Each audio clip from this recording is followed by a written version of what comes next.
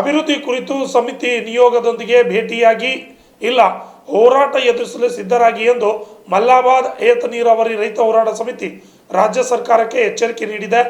ಇದೇ ಜನವರಿ 12ರಂದು ಯಡ್ರಾಮಿ ತಾಲೂಕಿಗೆ ಸಿಎಂ ಅವರು ಆಗಮಿಸ್ತಾ ಇದ್ದಾರೆ. ಈ ಸಂದರ್ಭದಲ್ಲಿ ನಮ್ಮನ್ನು ಭೇಟಿಯಾಗಿ ಅನೇಕ ಅಭಿವೃದ್ಧಿ ವಿಷಯಗಳ ಬಗ್ಗೆ ಚರ್ಚೆ ಮಾಡಬೇಕು ಅಂತ ತಿಳಿಸಿದ್ದಾರೆ. ಇಂದು ನಗರದ ಪತ್ರಿಕಾ ಭವನದಲ್ಲಿ ನಡೆದ ಸುದ್ದಿಗೋಷ್ಠಿಯಲ್ಲಿ ಮಾತನಾಡಿದ ಅವರು, ಮಲ್ಲಾಬಾದ್ ಏತ ನೀರಾವರಿ ರೈತ ಹೋರಾಟ ಸಮಿತಿ ಮುಖಂಡರು ಯಡ್ರಾಮಿ ತಾಲೂಕಿನ ವಿವಿಧ ಅಭಿವೃದ್ಧಿ ಕಾಮಗಾರಿಗಳನ್ನು ಉದ್ಘಾಟಿಸಲು ಆಗಮಿಸುತ್ತಿರುವ ರಾಜ್ಯದ ಮುಖ್ಯಮಂತ್ರಿಗಳಾದ ಸಿದ್ದರಾಮಯ್ಯ ಅವರು ಜೇವರ್ಗಿ ಮತಕ್ಷೇತ್ರದ ಅಭಿವೃದ್ಧಿ ಕುರಿತು ರಾಜ್ಯಕ್ಕೆ ಮುಖ್ಯಮಂತ್ರಿಯನ್ನು ಕೊಟ್ಟ ಕ್ಷೇತ್ರ ಏಕೆ ಅತ್ಯಂತ ಹಿಂದುಳಿದ ತಾಲೂಕು ಆಗಿದೆ ಅನ್ನೋದನ್ನು ಸೇರಿದಂತೆ ವಿವಿಧ ವಿಷಯಗಳ ಮುಖ್ಯಮಂತ್ರಿಗಳು ತಿಳಿದುಕೊಳ್ಳುವ ಅವಶ್ಯಕತೆ ಇದೆ. ಅಲ್ಲದೆ ರೈತ ಹೋರಾಟ ಸಮಿತಿ ನಿಯೋಗದೊಂದಿಗೆ ಅವರಿಗೆ ಭೇಟಿ ಮಾಡಲು ಅವಕಾಶ ಮಾಡಿಕೊಡಬೇಕೆಂದು ಆಗ್ರಹ ಮಾಡಿದ್ದಾರೆ. Bureau report RJ32 Kannada news, Kalaburagi.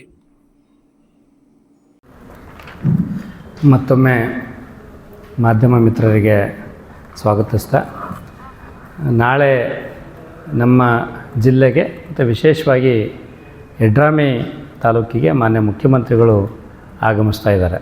ಅವರಿಗೆ ನಮ್ಮ ಸಮಿತಿ ಪರವಾಗಿ ಸ್ವಾಗತವನ್ನು ಕೋರ್ತಾ, ಮಾನ್ಯ ಮುಖ್ಯಮಂತ್ರಿಗಳು ಯಡ್ರಾಮಿಗೆ ಬರ್ತಾ ಇದ್ದಾರೆ. ಅತ್ಯಂತ ಹಿಂದುಳಿದಿರ್ತಕ್ಕಂಥ ತಾಲೂಕು.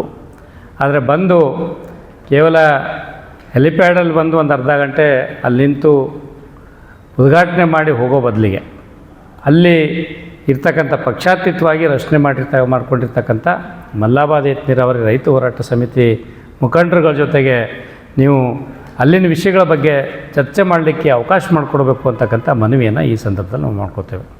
ಯಾಕೆ ಅಂತೇಳಿದರೆ, ನಮ್ಮ ರಾಜ್ಯಕ್ಕೆ ಮುಖ್ಯಮಂತ್ರಿಗಳು ಕೊಟ್ಟಿರ್ತಕ್ಕಂಥ ಮತಕ್ಷೇತ್ರ ಇಡೀ ರಾಜ್ಯದೊಳಗೆ ಅತ್ಯಂತ ಹಿಂದುಳಿದಿರ್ತಕ್ಕಂಥ ತಾಲೂಕು ಅಂತೇಳಿ ಹಣೆಪಟ್ಟಿ ಕಟ್ಕೊಂಡಿರ್ತಕ್ಕಂಥದ್ದು. ಈಗಲೂ ಕೂಡ ಅದರ ಪರಿಸ್ಥಿತಿ ಏನು ಬದಲಾಗಿಲ್ಲ. ಇಡೀ ಬಹುತೇಕ ಗ್ರಾಮದಲ್ಲಿ ಕುಡಿಯೋ ನೀರು, ರಸ್ತೆ, ಶಾಲೆ ಮತ್ತೊಂದು ಎಲ್ಲ ಕಡೆ ಸಮಸ್ಯೆನೇ ಇರ್ತಕ್ಕಂಥದ್ದು.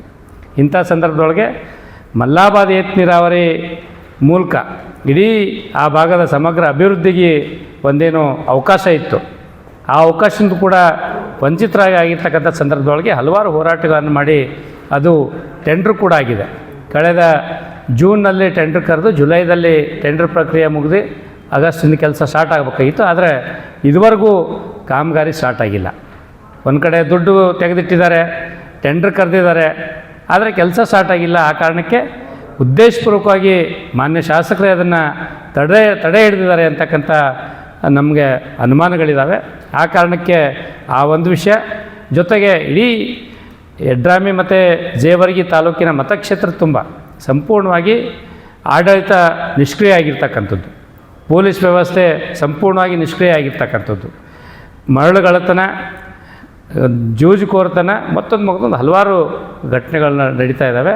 ಆದರೂ ಕೂಡ ಯಾವುದೇ ಕ್ರಮ ಕೈಗೊಳ್ತಾ ಇಲ್ಲ. ಅದರೊಳಗೆ ಅದಕ್ಕೆ ನೇರವಾಗಿ ಹೊಣೆಗಾರ ಆಗಿರ್ತಕ್ಕಂಥದ್ದು ಶಾಸಕರು ಅಂಥೇಳಿ ನಾವು ಈ ಸಂದರ್ಭದಲ್ಲಿ ಆರೋಪ ಮಾಡ್ತಾ, ಎಲ್ಲ ಸಾರ್ವಜನಿಕ ಸಮಸ್ಯೆ, ಮಲ್ಲಾಬಾದ್ ಏತ ನೀರಾವರಿ ಹೋರಾಟ ಆಗಿರ್ಬೋದು, ಅಥವಾ ಕಾರ್ಮಿಕರ ಹೋರಾಟ ಆಗಿರ್ಬೋದು, ಜನಸಾಮಾನ್ಯರ ವಿಷಯ ಆಗಿರ್ಬೋದು, ಅದನ್ನು ತಗೊಂಡೇನಾದರೂ ಚಳವಳಿ ಮಾಡಿದರೆ ಹೋರಾಟಗಾರರ ಮೇಲೆ ಪ್ರಕರಣ ಆಗ್ತಕ್ಕಂಥ ಕೆಲಸಗಳನ್ನು ಶಾಸಕರು ಕುಮ್ಮಕ್ಕಿನಿಂದ ಆಡಳಿತ ಮಾಡ್ತಾಯಿದೆ. ಎಲ್ಲ ವಿಷಯಗಳನ್ನು ಮಾನ್ಯ ಮುಖ್ಯಮಂತ್ರಿಗಳ ಗಮನಕ್ಕೆ ತರೋದಿದೆ. ಆ ಕಾರಣಕ್ಕೇ ಪ್ರತ್ಯೇಕವಾಗಿ ನಮಗೆ ಮುಖ್ಯಮಂತ್ರಿಗಳ ಜೊತೆಗೆ ಮಾತಾಡಲಿಕ್ಕೆ ಅವಕಾಶ ಮಾಡಿಕೊಡ್ಬೇಕು, ಚರ್ಚೆ ಮಾಡಲಿಕ್ಕೆ ಅವಕಾಶ ಮಾಡಿಕೊಡ್ಬೇಕು ಅಂತಕ್ಕಂಥ ಒತ್ತಾಯವನ್ನು ನಾವು ಈ ಸಂದರ್ಭದಲ್ಲಿ ಮಾಡ್ತಾಯಿದ್ದೇವೆ. ಒಂದು ಇದ್ರ ಜೊತೆಗೇ ಇಡೀ ರಾಜ್ಯದೊಳಗೆ ಒಂದು ಕಡೆ ಮೊನ್ನೆ ಅಧಿವೇಶನದೊಳಗೆ ಮಾನ್ಯ ಶಿಕ್ಷಣ ಸಚಿವರು ಹೇಳ್ತಾರೆ, ಇಡೀ ರಾಜ್ಯದೊಳಗೆ ಒಬ್ಬ ಸ್ಟೂಡೆಂಟ್ ಇದ್ದರೂ ಕೂಡ ಒಂದೇ ಒಂದು ಶಾಲೆನ ನಾವು ಮುಚ್ಚೋದಿಲ್ಲ ಅಂತಕ್ಕಂಥ ಮಾತನ್ನು ಮಾನ್ಯ ಶಿಕ್ಷಣ ಸಚಿವರು ಹೇಳ್ತಾರೆ. ಆದರೆ ಈಗ ಸರ್ಕಾರ ಹೊರಡಿಸಿರ್ತಕ್ಕಂಥ ಸುತ್ತೋಲೆಗಳ ಪ್ರಕಾರ ಈ ರಾಜ್ಯದೊಳಗೆ 28,000ಕ್ಕಿಂತ ಹೆಚ್ಚಿನ ಶಾಲೆಗಳು ಮುಚ್ಚತಕ್ಕಂಥದ್ದು ಮುಚ್ಚಕ್ಕೆ ಅಥವಾ ವಿಲೀನದ ಹೆಸರೊಳಗೆ ಮುಚ್ಚಲಿಕ್ಕೆ ಪ್ರಕ್ರಿಯೆ ನಡೆದಿದೆ. ಅದು ಜೇವರ್ಗಿ ಮತಕ್ಷೇತ್ರದೊಳಗೆ 111 ಶಾಲೆಗಳನ್ನು ಮುಚ್ಚಲಿಕ್ಕೆ ಹೊರಟಿದ್ದಾರೆ. ಗುಲ್ಬರ್ಗ ಜಿಲ್ಲೆಯೊಳಗೆ 981 ಶಾಲೆಗಳನ್ನು ಮುಚ್ಚಲಿಕ್ಕೆ ಹೊರಟಿದ್ದಾರೆ. ಹಾಗಾಗಿ ಇದನ್ನು ಯಾವುದೇ ಕಾರಣಕ್ಕೆ ಮಾಡಬಾರ್ದು. ಈ ಕೂಡಲೇ ಶಾಲೆ ವಿಲೀನದ ಹೆಸರೊಳಗೆ ಸರ್ಕಾರಿ ಶಾಲೆಗಳನ್ನು ಮುಚ್ಚತಕ್ಕಂಥ ಕೆಲಸವನ್ನು ಈ ಕೂಡಲೇ ತಡೆ ಹಿಡಿಬೇಕು ಅಂತಕ್ಕಂಥ ಒತ್ತಾಯವನ್ನು ನಾವು ಈ ಸಂದರ್ಭದಲ್ಲಿ ಮಾಡ್ತೇವೆ. ಅಕಸ್ಮಾತ್ ನೀವು ಆ ಎಲ್ಲ ವಿಷಯಗಳನ್ನ ಇಟ್ಕೊಂಡು ಮಾನ್ಯ ಮುಖ್ಯಮಂತ್ರಿಗಳ ಗಮನಕ್ಕೆ ತರಲಿಕ್ಕೆ ಅವಕಾಶ ಮಾಡಿಕೊಡದೇ ಇದ್ದರೆ ನಾಳೆ ನಡೀತಕ್ಕಂಥ ಕಾರ್ಯಕ್ರಮದೊಳಗೆ ಮಾನ್ಯ ಮುಖ್ಯಮಂತ್ರಿಗಳು ಬರ್ತಾರೆ. ಮುಖ್ಯಮಂತ್ರಿಗಳು ಮಲ್ಲಾಬಾದ್ ಏತ ನೀರಾವರಿ ಹೋರಾಟ ಸಮಿತಿಯ ಹೋರಾಟವನ್ನು ಎದುರಿಸಬೇಕು ಅಂತಕ್ಕಂಥ ಮಾತನ್ನು ನಾಳೆ ಬೆಳಗ್ಗೆ ನಮಗೆ ಅವರು ಕೊಟ್ಟಿರ್ತಕ್ಕಂಥ ಮಾಹಿತಿ ಪ್ರಕಾರ 12 ಗಂಟೆಗೆ ಏನದ ಯಡ್ರಾಮಿಗೆ ಬರ್ತಾರೆ ಅಂತಕ್ಕಂಥದ್ದು. ನಾಳೆ 12ನೇ ತಾರೀಕು ನಾಳೆ ಯಡ್ರಾಮಿಗೆ 12ನೇ ತಾರೀಕು ಸೋಮವಾರ ಯಡ್ರಾಮಿಗೆ ಮಾನ್ಯ ಮುಖ್ಯಮಂತ್ರಿಗಳು ಬರ್ತಾ ಇದ್ದಾರೆ. ಅವತ್ತು ನಾವೇನದ 12 ಗಂಟೆಗೆ ನಮಗೆ ಕೊಟ್ಟಿದ್ದಾರೆ ಟೈಮು. ಇನ್ನೂ ಮೀಟಿಂಗ್ ಎಲ್ಲ ಕರಿತೀವಿ ಅಂತ ಹೇಳಿದರೆ ಮಧ್ಯಾಹ್ನ 3 ಗಂಟೆಗೆ ನಮ್ಮದು ಮೀಟಿಂಗ್ ಇದೆ.